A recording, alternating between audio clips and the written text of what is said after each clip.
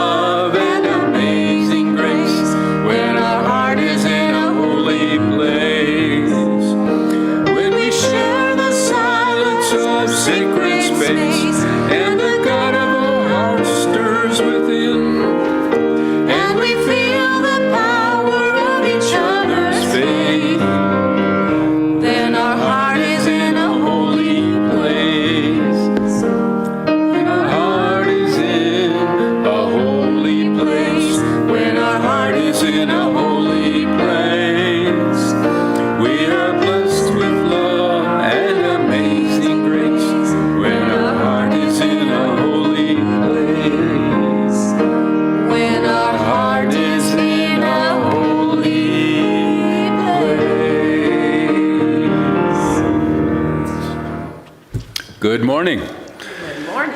And welcome to the Unitarian Universalist Church of Spokane, where our mission is to join together to create a nourishing, liberal, religious home and to champion justice, diversity, and environmental stewardship in our wider world, or as we say in short, to create community, find meaning, and live justly.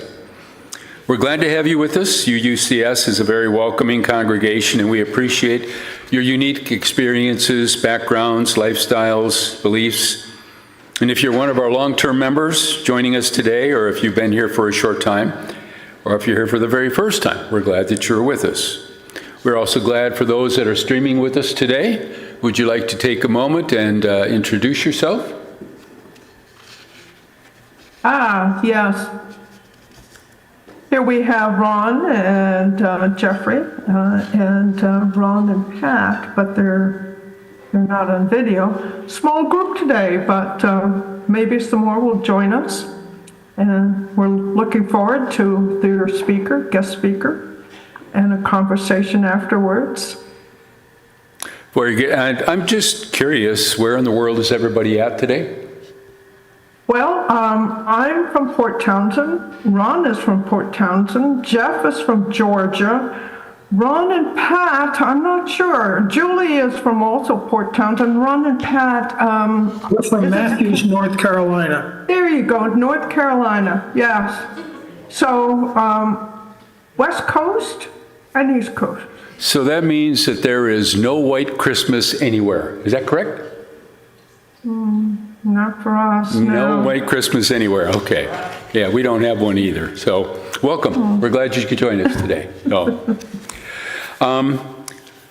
It's also going to be my pleasure this morning to welcome as our guest speakers a team from Books to Prisoners Spokane, and I'll share more information about them later on, but welcome this morning as well. I have a couple of announcements. I would like to remind everybody about the Cosmic Advent service that's taking place here Tuesday evening from 4:30 to 6 p.m. Please join us for this candlelight service if you're able, which includes traditional hymns, readings from a variety of religions, and short homilies to help us celebrate the miracle of every birth and the birth of the universe itself. And I also want to make sure that everybody is fully aware the church office is closed from Monday, December 24th through Friday, January 3rd. So just to make sure that everybody knows that as well. Now, if you would please take a few minutes to just say good morning to each other, and then we'll begin.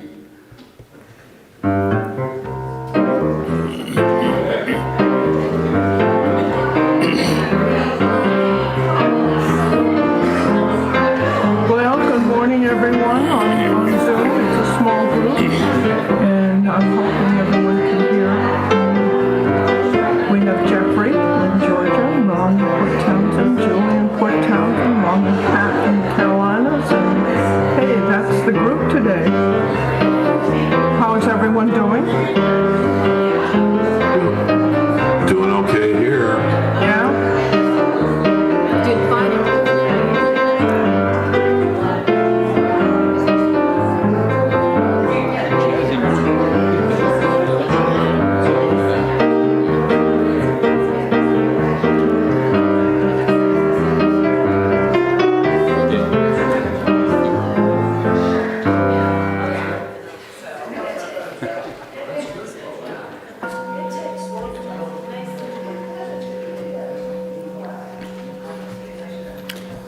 Thank you. We'll have more time to greet one another and share stories during social hours after the service, which as always includes great coffee, good conversation, and I think there's some cookies left over from last Sunday as well. Of course, they might be a week old by now. I mean fresh. Fresh cookies. Oh, okay. All right. Good. We now turn from our informal greeting of one another to formally begin our service by lighting our chalice, the symbol of Unitarian Universalism, the symbol of our unity and solidarity, of our openness and inclusion, of our community and individual uniqueness. May this small flame be our offering of warmth to those who are cold and alone, and a light to those in darkness. And may it be a flame that ignites justice in our world and a beacon of hope to those in need. And may it reflect at least a spark of truth wherever truth has been lost, and cast a healthy shadow of doubt where it has been found. For the opening reflection today, as we just experienced the winter solstice yesterday, I wanted to share these words. The winter solstice is a profound moment of transition, marking the longest night and the turning point toward longer days. Across the ages, this celestial event has inspired reflection and reverence, reminding us of the deep interconnectedness between humanity and the rhythms of nature. As the sun reaches its lowest point in the sky, it invites us to pause and honor the stillness of this moment. The darkness is not a void, but a space of gestation, where seeds lie dormant beneath the frozen earth, awaiting the warmth of renewal. It is a time to reflect on the cycles of life, death, and rebirth that govern existence, and a reminder that even the darkest nights give way to the light. In this pause, there is an opportunity to let go of what no longer serves and to envision what might grow in the seasons to come. The solstice teaches patience, resilience, and the importance of embracing the ebb and flow of life's energies. Gathering around the fire or within the warmth of community, we celebrate the quiet promise of the returning light. The winter solstice calls us to attune ourselves to nature's wisdom, to find balance within, and to trust in the enduring power of renewal.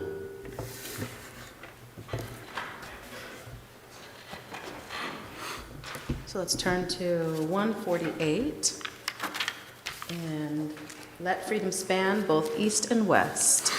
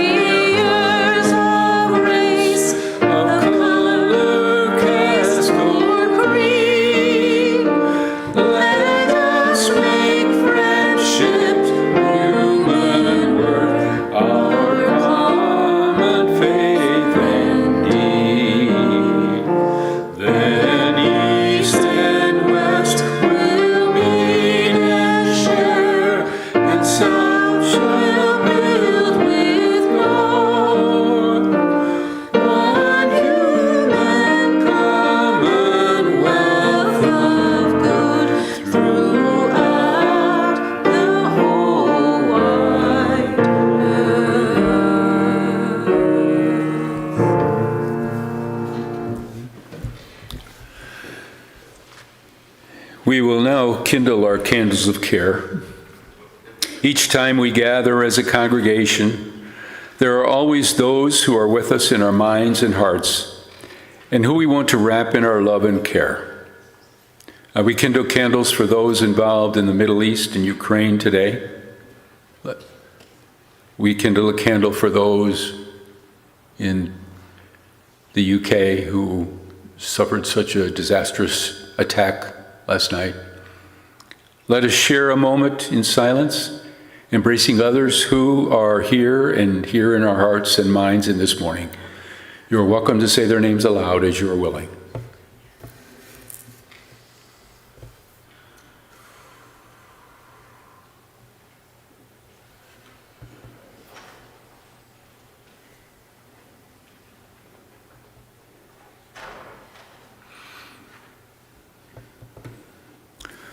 Those named aloud and those embraced in our silence, and all those who are suffering elsewhere in our world at this hour, we hold in our community of compassion. And we now gratefully give and receive this morning's offering, which sustains this community and its mission to the larger world.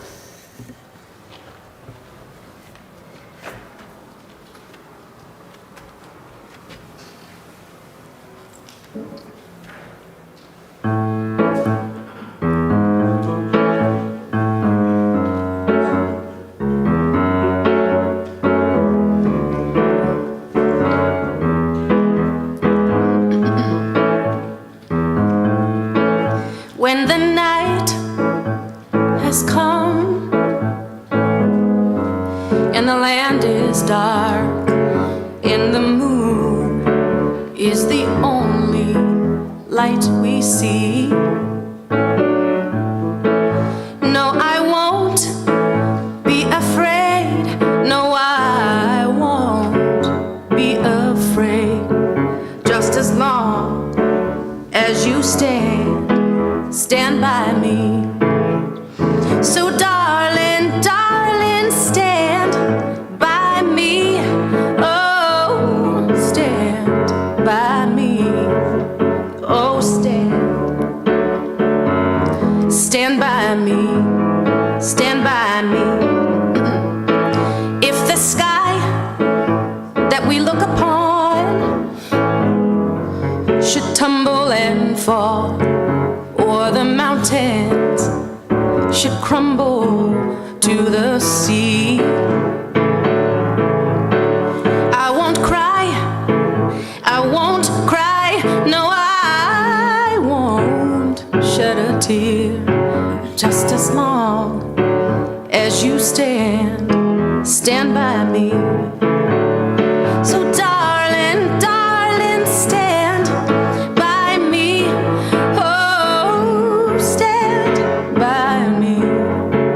Oh, stand by me. Stand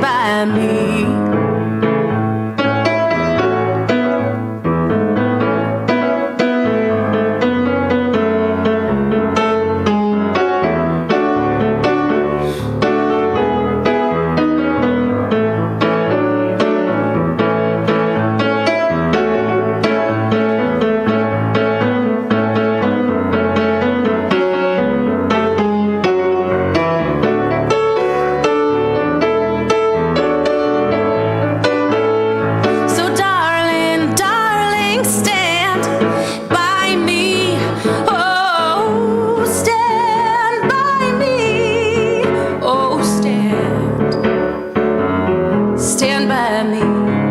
Stand by me. Whenever you're in trouble, won't you stand by me? Oh, stand by me. Stand by me. Stand by me.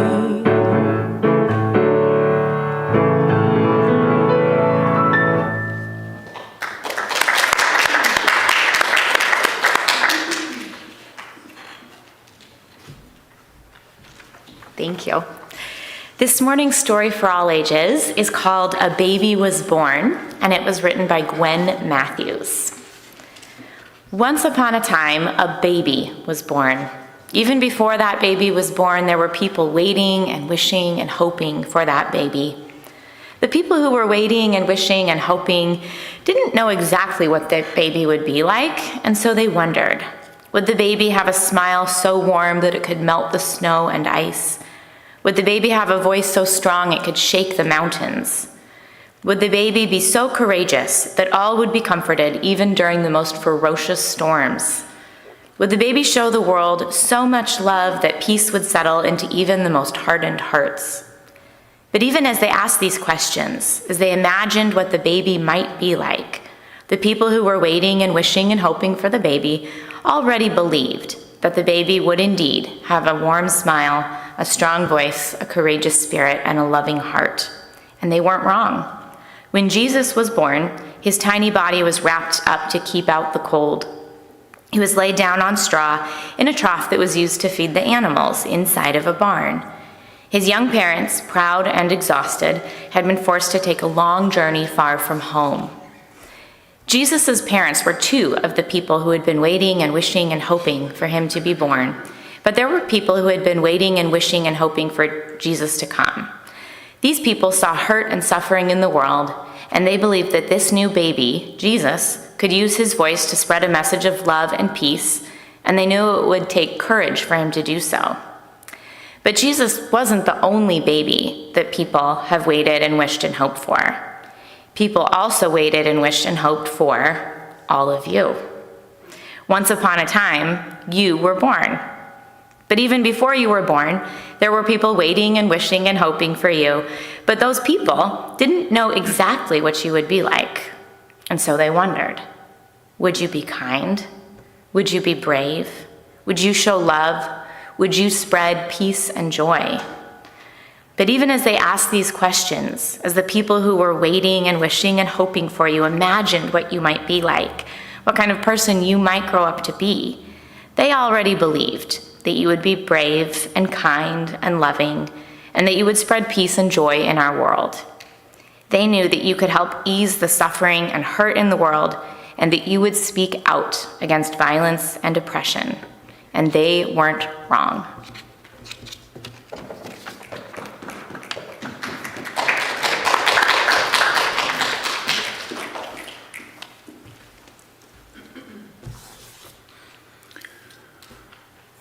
As we move into a time of meditation, I welcome you to find a comfortable position.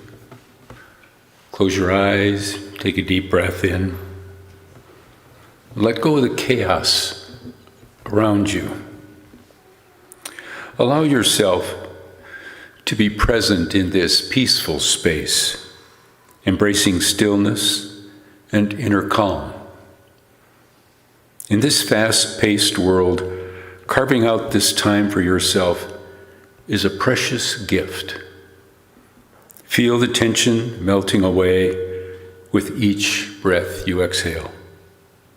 Embrace the serenity of this moment, letting go of worries and distractions. Be fully present in this space of tranquility, where your mind can find peace and your soul can rejuvenate. And let the gentle rhythm of your breath guide you deeper into this meditation with clarity and inner calm.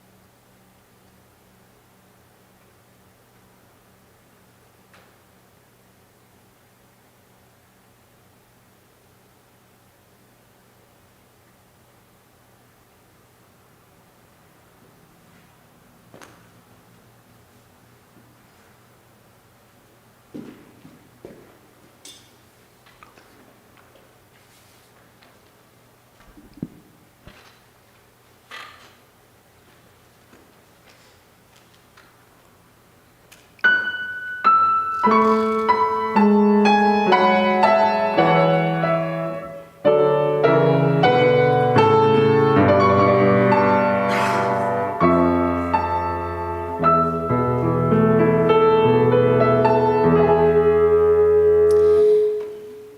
was born by the river in a little tent. Oh, and just like that river, I've been running ever since. It's been a long time coming, but I know a change is gonna come. Oh, yes, it will. It's been too hard leaving, and I'm afraid to die. Oh, I don't know what's up there beyond the sky. It's been a long time coming, but I know a change is gonna come. Oh, yes, it will. Then I go to my brother and I say, brother, help me please. And he winds up knocking me. He knocks me back down on my knees. There's been times that I thought I couldn't last for long, but now I think I'm able to carry on. It's been a long time coming, but I know a change is gonna come. Oh, yes, it will.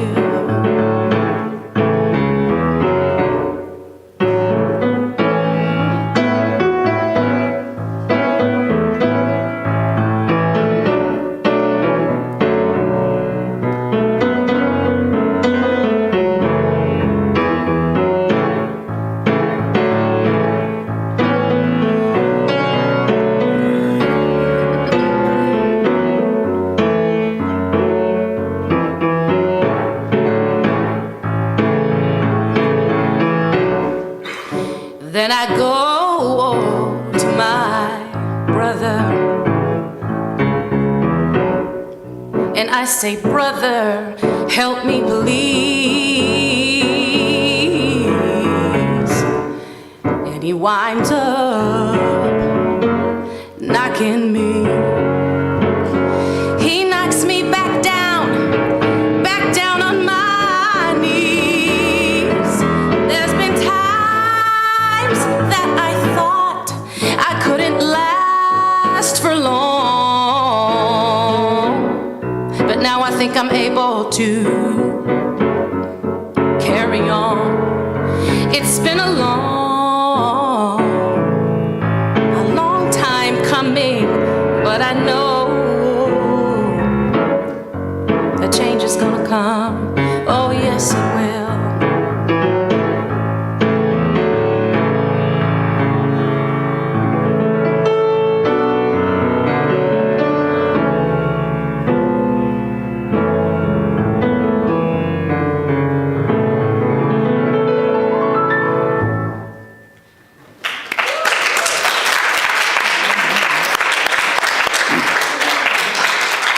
Thank you very much. Very nice. Very beautiful.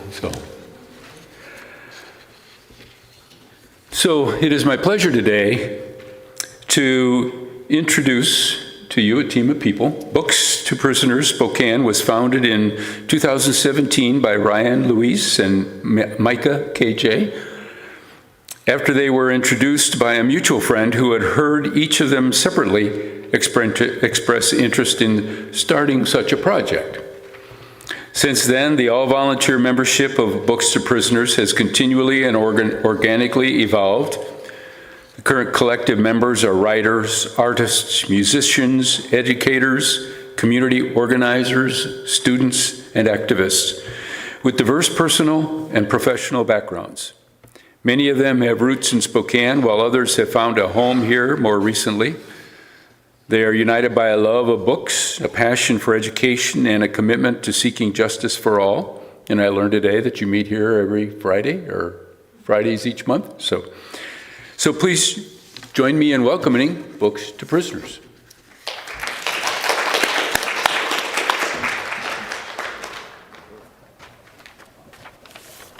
Good morning. Before we even get started, beautiful, beautiful, beautiful music. What's really funny, Rashay I met about 20 years ago in Bellingham when you were a superstar, right, on campus for singing and acting and everything. You were a band. Yeah, I was. The band was called. Back then? Yeah, remember? Well, my college band was called Norwegian Chalk. Look us up if you can find us. Let me know, because I can't find our stuff anymore. But just interesting that you would be here when we're presenting today. And it made me think, in 2004, about 20 years ago, the US prison population was 1.5 million people. It's gone up hundreds of thousands of people in that time. And that song, A Change Is Gonna Come, sometimes that's not a good change that has come. And that's why we're here today. So thanks for having us. Collectively, we are Books to Prisoners Spokane. Individually, I am Matt. We have Tim, Sam, Ryan, and Megra. Yeah, pretty exciting. Yeah.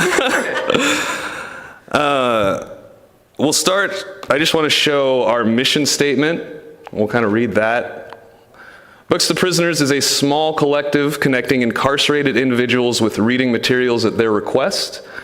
We seek to empower people who are incarcerated with access to the books and knowledge they deserve. Basically, what we do is we receive letters from incarcerated individuals from all over the country. They request books, and we read those letters and we fulfill those requests. It's really that simple.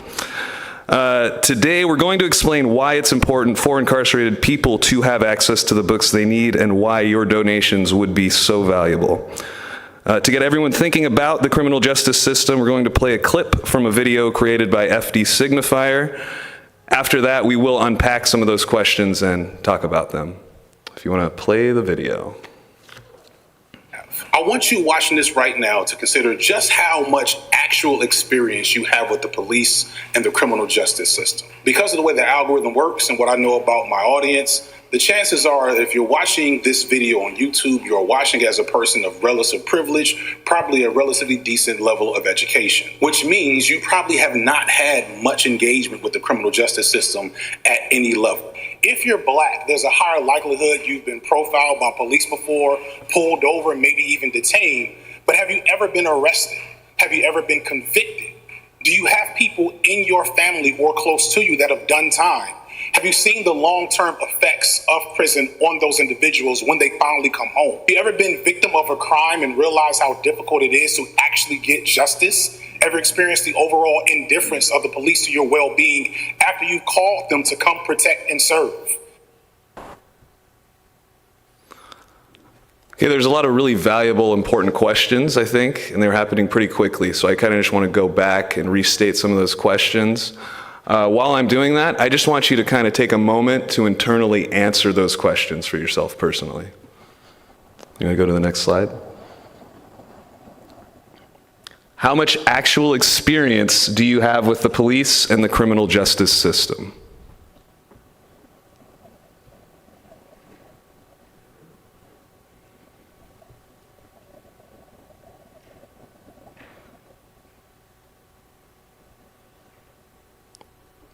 We can go to the next slide.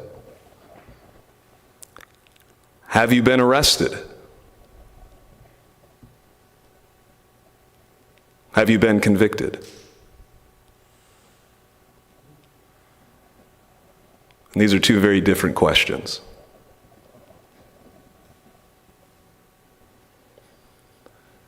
Do you have people in your family or close to you that have done time?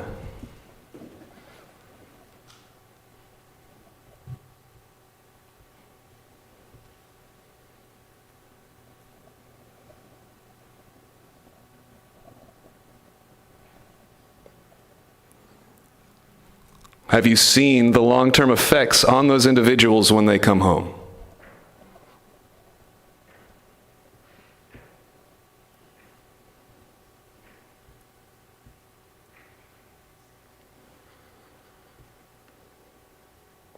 Have you ever been the victim of a crime and seen how difficult it is to get justice?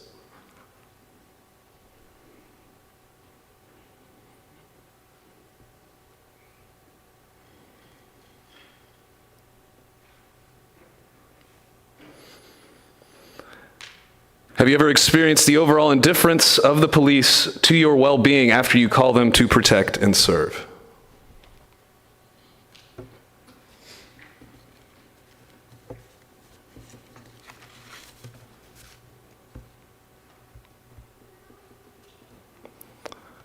I think these are all very important questions that we should ask ourselves. The justice system has an effect on all of us, and we should be conscious of that.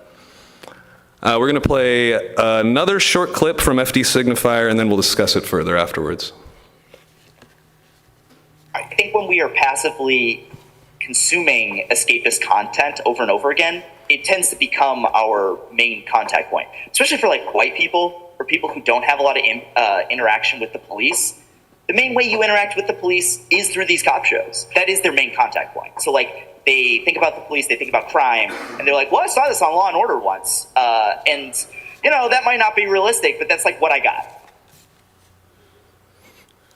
Ryan and Megra, if you want to come up.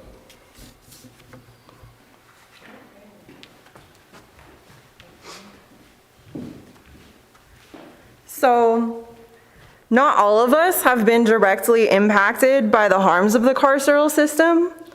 Generally, our work does not bring us into direct contact with the facilities that house the people we serve, except sometimes to drop off books. Our real contact with people on the inside is through the letters they write. Letters turn the inside out, providing an opportunity for inmates to share a bit of their lives. Some of the letters we receive contain simple requests for specific titles or certain genres. Other writers tell us about themselves, how long they've been incarcerated and how long they have left in their sentence or until parole, what they hope to do when they get out, or personal projects they are working on now. For example, some folks are creating programs of self-study for educating others. The request from people seeking educational materials illuminates the dearth of such programs and resources in many institutions. And many people who are looking ahead to life after prison are interested in books on entrepreneurship and skilled trades, which is a testament to the widespread difficulty in obtaining conventional employment after release. There are a lot of people seeking reading material to enhance their spiritual and self-help practices. And many who write to us write of their love and appreciation of fiction. They write to us about the value of being able to escape, to lose oneself in imagination, to experience the pleasure of another world. Folks often reference books we've sent in the past, letting us know what they thought of them. Sometimes they tell us they've already passed these books along to a friend or plan to. We also receive letters of simple thanks with no request attached, and cards, drawings, and poems. Although we don't have an opportunity to respond to these letters personally, I hope that the books we hand select and send have their own value as communication, saying something like, I've heard your request, and this is what I found for you. Even as a lifelong reader, writer, and lover of books, I don't think I ever really understood the value of a book, nor the real cost of not having a book until I began this work.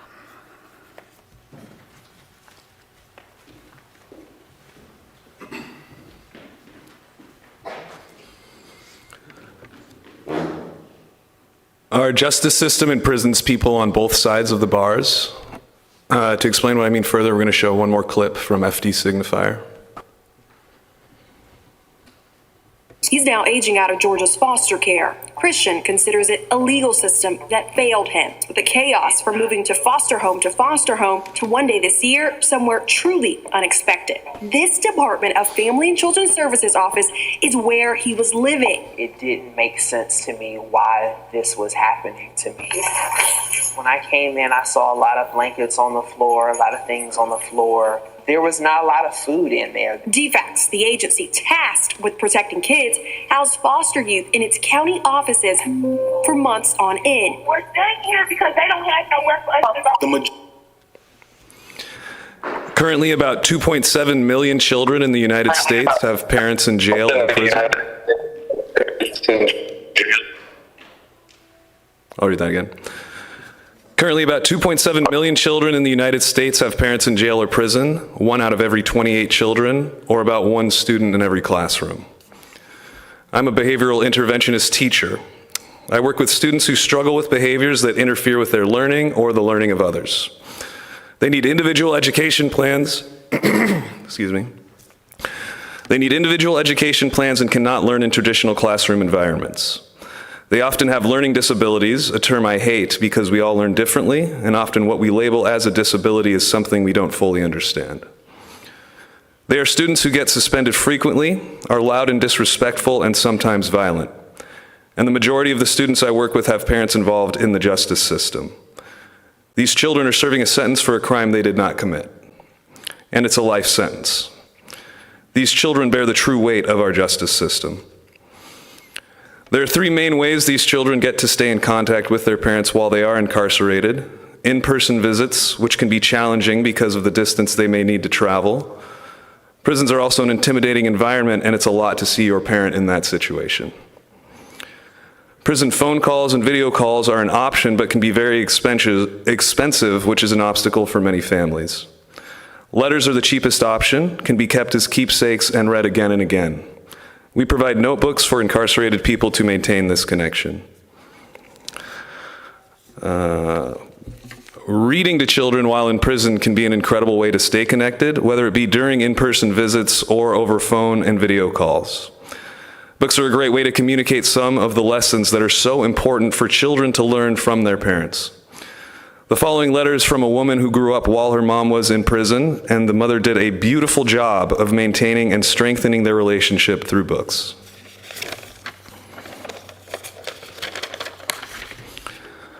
Dear Mom, Happy Mother's Day. I can't believe this is our 7th Mother's Day apart. Only 2 more to go, which feels easy considering what we've already been through. I can't wait to get back to our Mother's Day lunches with Grandma and start buying you both amazing gifts again. I get my flair for giving the most well-planned out creative gifts from you. Thank you. You've been the president of my fan club for as long as I can remember. You told me I could be anything and were so convincing that I believed you. I thank you for always supporting me through my various failed ventures, like being a beauty school dropout until I found my niche in journalism. You always encouraged me to write, even when I couldn't see my talent.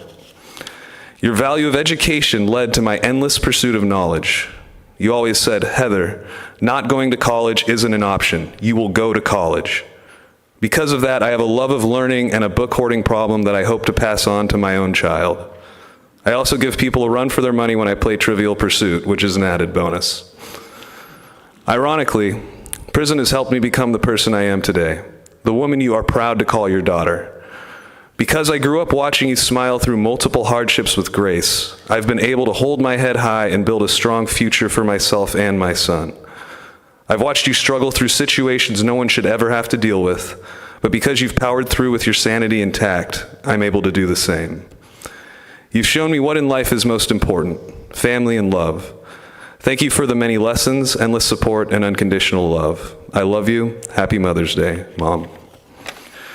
This is just one example of how books in the hands of prisoners can disrupt intergenerational trauma. Here are some more examples of how transformative books can be when they're placed in the right hands at the right time.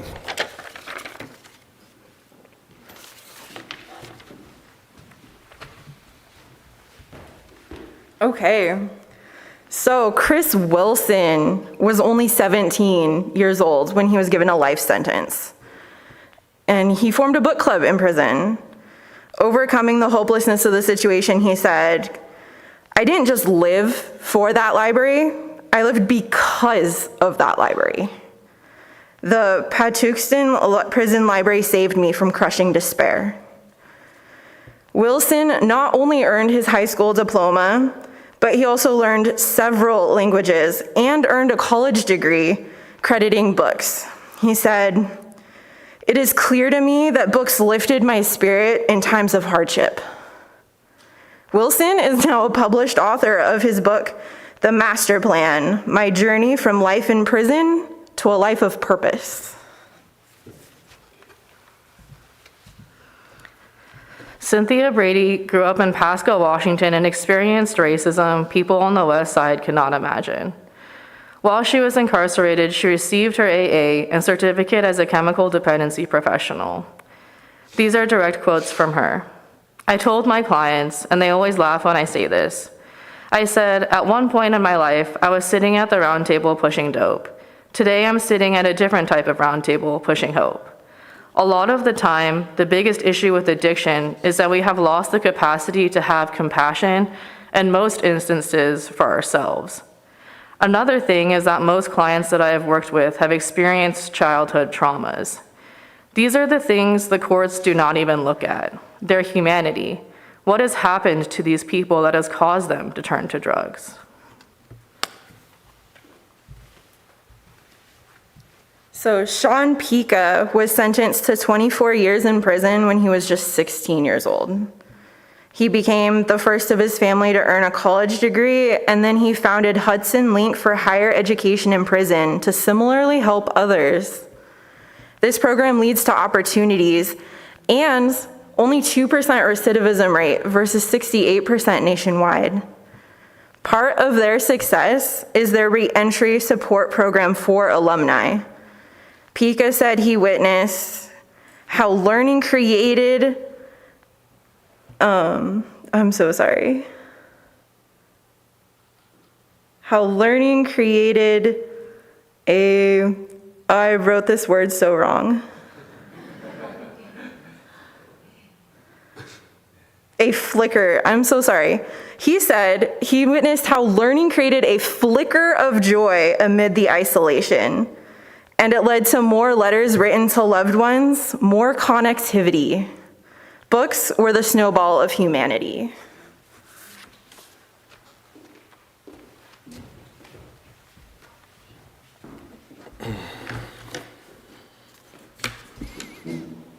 What can you do to help?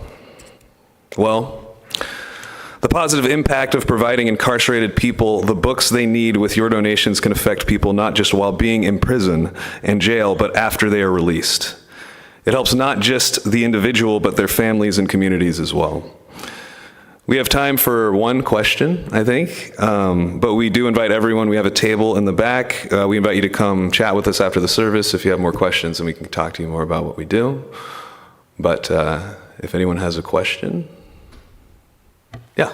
How widespread where you send books? Where you send books?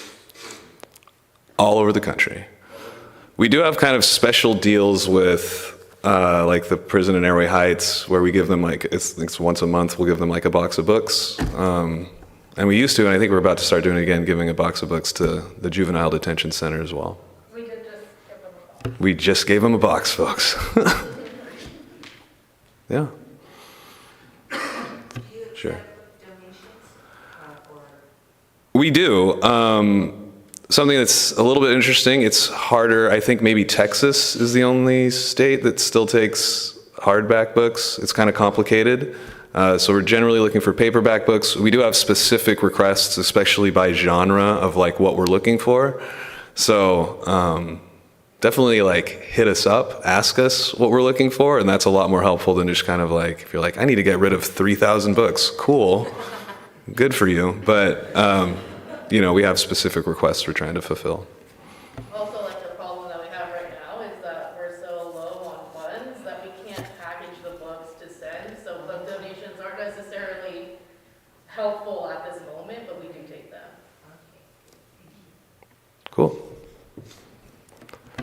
Sure, yeah. Do you have a place online or something we can look at to say? There's actually a QR code on there. We have some at the back table as well. I think you're actually holding a special collection in January, but the thing is, donations to Books to Prisoners are the perfect holiday gift. So why wait? So yeah, you can do it up there. We have a poster in the back too with the QR code. Come talk to us and we can help you out with that. Thank you.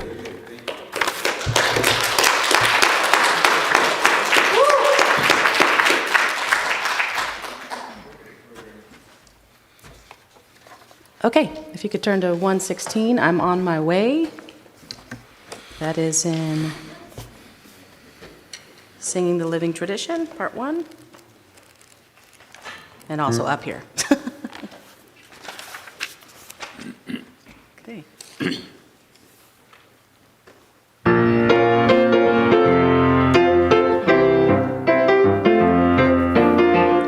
I'm on my way. My way to the freedom land. to the freedom land. I'm on my way.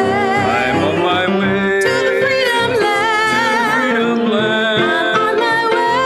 I'm on my way to the freedom land.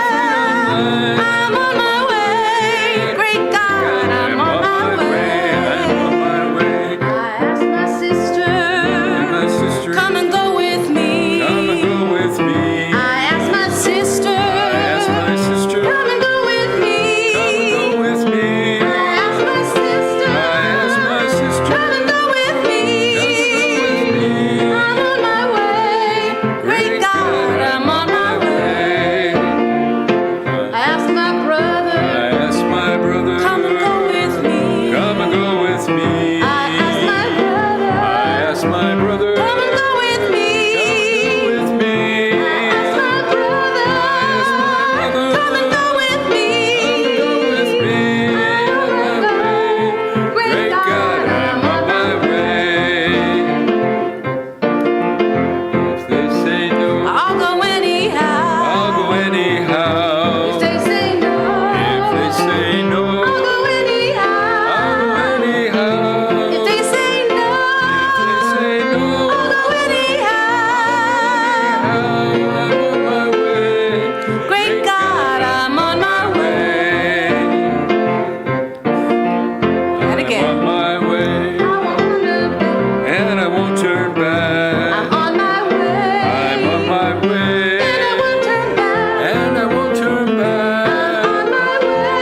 I'm on my way, And I won't turn back. turn back. I'm on my way. Great God, I'm on my way. All right. As we depart today, I want to share these closing thoughts.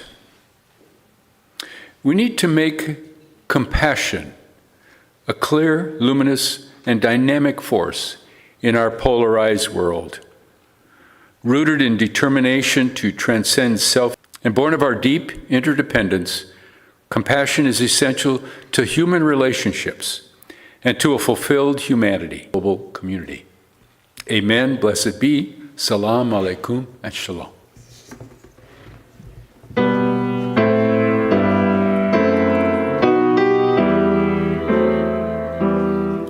Shalom, halom, shalom, haverim, shalom, haverim, shalom. Very good.